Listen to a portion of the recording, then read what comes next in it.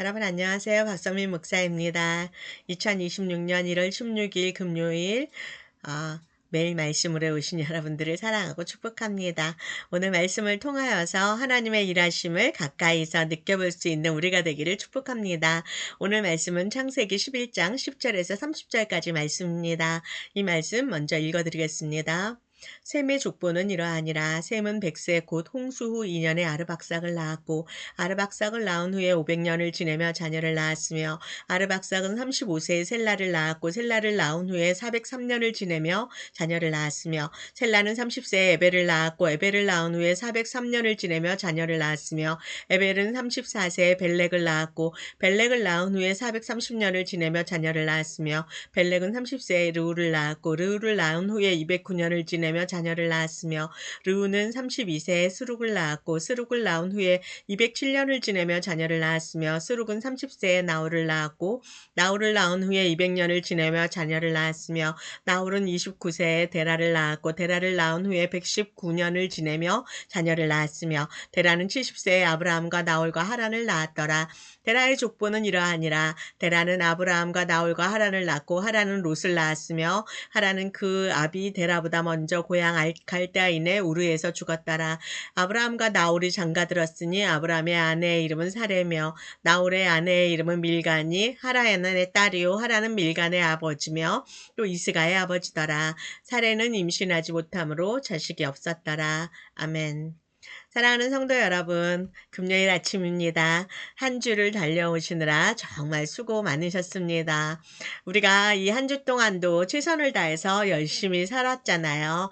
그렇게 살다 보니 벌써 금요일이네 이렇게 생각되기도 합니다.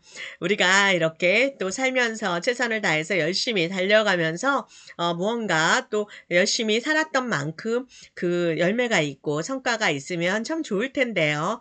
때로는 내가 아무리 열심히 노력하는 것 같이 살았는데도 눈에 보이는 어떤 변화가 없고 또 기도의 응답이 너무 느리게 오는 것 같고 삶의 반복처럼 이렇게 느껴질 때는요. 우리는 쉽게 하나님의 일하심이 안 느껴지는 것 같다. 그래서 하나님의 일하심이 멈춘 것 같다. 뭐 이런 생각도 해보기도 합니다. 그런데요, 오늘 우리가 만나는 창세기 11장 10절부터 30절까지 말씀은요, 겉으로 보기에는 굉장히 매우 조용해 보이고 어쩌면 지루해 보일 수 있는 족보 이야기입니다. 그렇지만 이 족보는요, 하나님이 가장 깊고 가장 정확하게 일하고 계셨던 그 자리를 우리에게 보여주고 있습니다. 그래서 우리가 이 본문 말씀을 통하여서 하나님이 어떻게 일하시는지를 조금 더 들여다보기를 원합니다. 창세기 11장은요. 바벨탑 사건으로 잘 알려져 있잖아요. 그래서 어제 말씀에도 그렇지만 사람들이 우리 이름을 내자 이렇게 말하면서 하나님 없이도 살 수 있는 세상을 만들려고 했습니다. 그 결과 어떻게 되었죠? 바로 흩어짐이 있었습니다. 언어가 갈라지고 사람들은 뿔뿔이 흩어졌습니다. 그리고 나서 이어지는 바로 다음 장면이 오늘 10절 말씀인데요. 이렇게 나와 있어요. 셈의 계보는 이러하니라. 여러분 여기서 조금 뭔가 좀 의아하지 않습니까? 바벨탑 사건 이후에 사람들이 다 뿔뿔이 흩어졌잖아요. 그런데 바로 다음 나오는 장면이 족보가 나온다는 거예요. 여러분 이것은 무엇을 의미할까요? 사람의 계획은 무너졌지만 하나님의 계획은 계속되고 있다는 뜻입니다.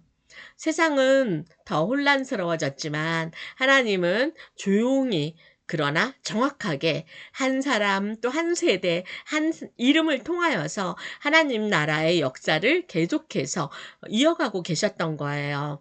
족보는 단순한 이름의 나열이 아닙니다. 족보는 우리에게 이렇게 말하고 있습니다. 나는 약속을 잊지 않았단다. 그리고 나는 잠시도 멈춘 적이 없단다. 이렇게 우리에게 말씀하시는 것 같습니다. 하나님의 일하심을 우리가 이 족보를 통해서 알 수 있다고 했는데요. 이 족보를 보면 이번에 이 족보의 내용은 조금 흥미로운 게 눈에 띕니다. 뭐냐면은요. 이전에 나왔던 그 이전 세대보다 족보보다 수명이 점점 빠르게 짧아지는 걸 볼 수 있습니다. 그리고요. 이 족보 안에는요. 눈에 띄는 기적이나 사건도 없습니다. 그리고 영웅도 없고 드라마도 없습니다. 그런데요, 그럼에도 불구하고 하나님은 한 세대도 빼놓지 않고 이름을 기록하고 계시는 거예요. 여기에 나오는 이름들 보면 우리가 잘 익숙하지 않죠. 아르박삭, 셀라, 에벨, 벨렉, 루, 수룩, 나홀, 뭐 우리에게는 이 이름들이 낯선 이름입니다. 그런데요, 하나님은 이 이름들을 소중하게 여기시는 거예요. 뭐냐면 모두 약속의 이야기 안에 있는 사람들이라는 거죠.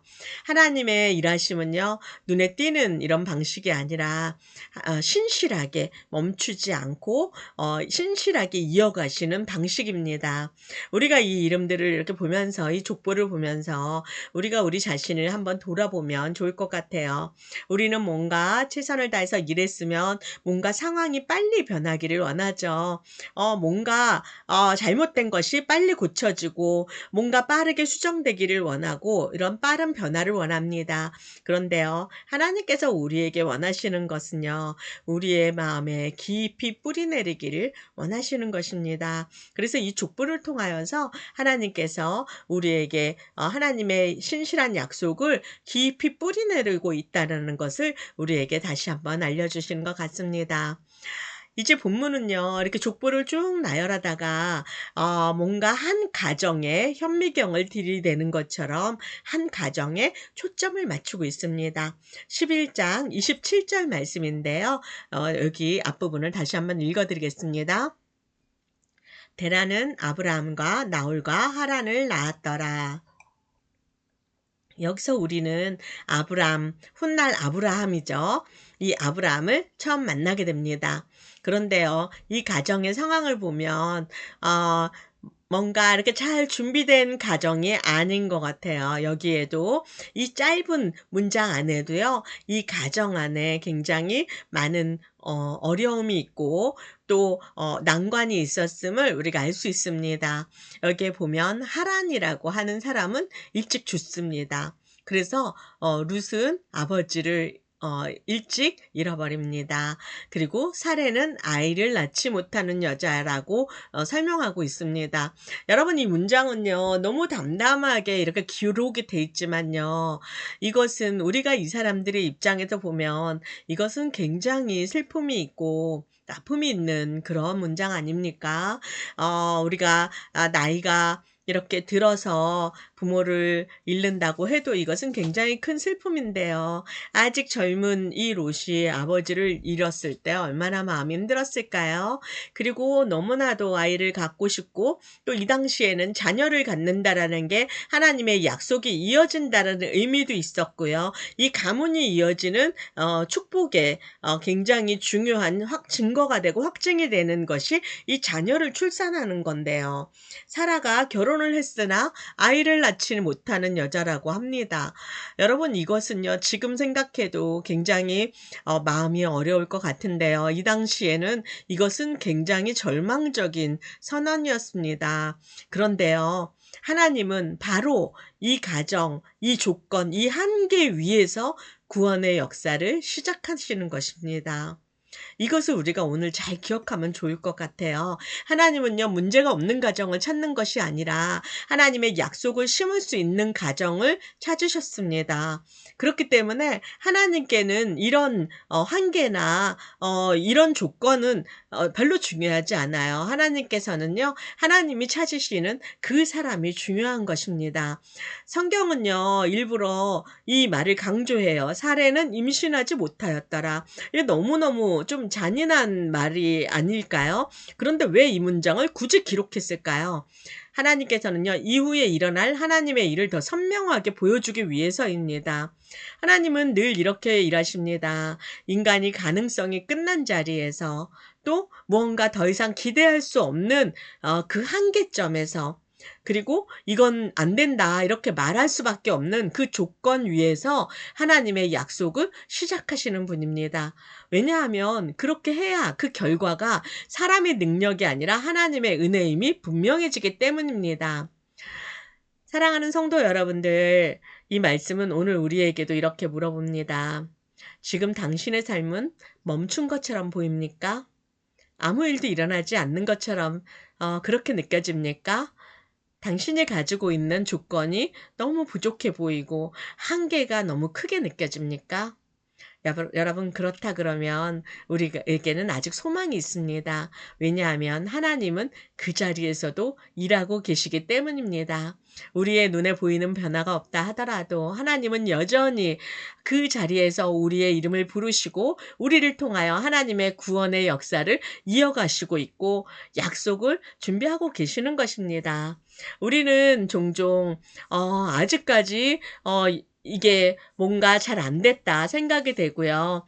또 아직까지 우리의 기도 응답이 잘 안 된 것 같다라고 생각하지만 하나님께서는 바로 그 자리에서 하나님의 또 약속을 신실하게 일하시고 있음을 이루어가고 있음을 우리가 믿으시면 좋을 것 같습니다. 그래서 오늘 우리가 붙잡아야 되는 이 적용점을 한 3가지로 여러분들에게 안내를 해드리도록 하겠습니다. 먼저 첫 번째입니다.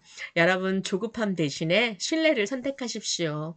하나님은 늦지 않으세요. 다만 깊게 일하실 뿐입니다. 우리의 마음이 조급하고 우리가 빨리 뭔가를 이루었으면 좋겠다라고 하지만은요. 그런 마음이 있을 때 하나님을 신뢰하십시오. 하나님께 신뢰하는 자들을 하나님께서는 실망시키지 않으신답니다. 그렇기 때문에 하나님을 신뢰하는 우리가 되기를 축복합니다. 두 번째는 비교 대신 순종을 선택하시면 좋을 것 같습니다. 다른 사람들의 속도가 아니라 하나님이 나를 이끄시는 속도를 믿으시면 좋겠습니다. 우리는 때로는 다른 사람들을 바라보면서 왜 저 사람은 저렇게 빠르게 뭔가 잘 되는 것 같고 저 사람은 뭐 성장이 빠르게 되는 것 같은데 나는 아직 여기이지? 나는 왜 이렇게 뒤처지는 것 같지? 혹시 이렇게 생각하시는 분이 있습니까?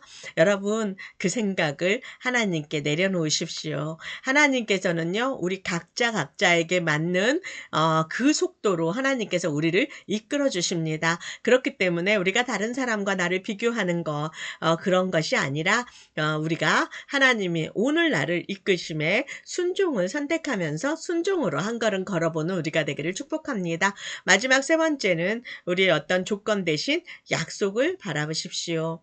사라의 현실보다 아브라함에게 주실 하나님의 약속이 더 컸습니다. 우리의 현실보다 우리를 통해 이루실 하나님의 약속이 훨씬 더 큽니다. 그렇기 때문에 우리가 현실을 바라보고 또 나에게 있는 어떠한 결핍을 바라보고 절망하지 마시고요. 우리에게 있는 한계나 우리 어떤 결핍이나 어떤 어려움이 있다면 그것을 통해서 하나님께서 어떻게 약속을 이루시는지 하나님의 일하심을 기대함으로 주목해보는 오늘이 되었으면 좋겠습니다.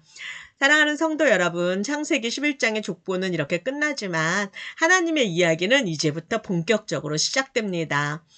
오늘 우리는 평범한 하루를 살고 있는 것 같지만요. 하나님은 우리의 하루를 약속의 역사의 한 줄로 하나님께서 기록하고 계시는 것입니다. 그렇기 때문에 하나님의 약속이 멈춘 것처럼 보이는 그 자리에서 하나님이 가장 신실하게 일하고 계심을 믿으시기 바랍니다. 이 금요일 아침에 우리 모두의 삶 속에서도 하나님께서는 조용하지만 분명하게 일하고 계심을 우리가 신뢰함으로 이 하루를 시작하기를 주님의 이름으로 축복합니다. 우리 함께 기도하겠습니다. 신실하신 하나님 감사합니다. 멈춘 것처럼 보이는 우리의 삶 가운데서도 조용하지만 분명하게 일하고 계시는 하나님이 계심을 믿습니다. 우리 눈에 보이지 않는다 할지라도 우리를 통해 하나님의 약속을 이어가시는 주님을 신뢰합니다. 그래서 오늘 우리의 하루를 주님의 손에 맡겨드립니다. 조급함 대신에 믿음을 갖게 하시고 비교 대신에 순종을 선택하게 하시고 우리의 걸음이 주님의 뜻 안에 머무는 그런 하루가 될 수 있도록 축복하여 주십시오. 우리의 삶을 통하여서 하나님의 아름다운 이야기가 계속 이어지게 하시는 주님을 찬양하며 예수 그리스도의 이름으로 기도드립니다. 아멘.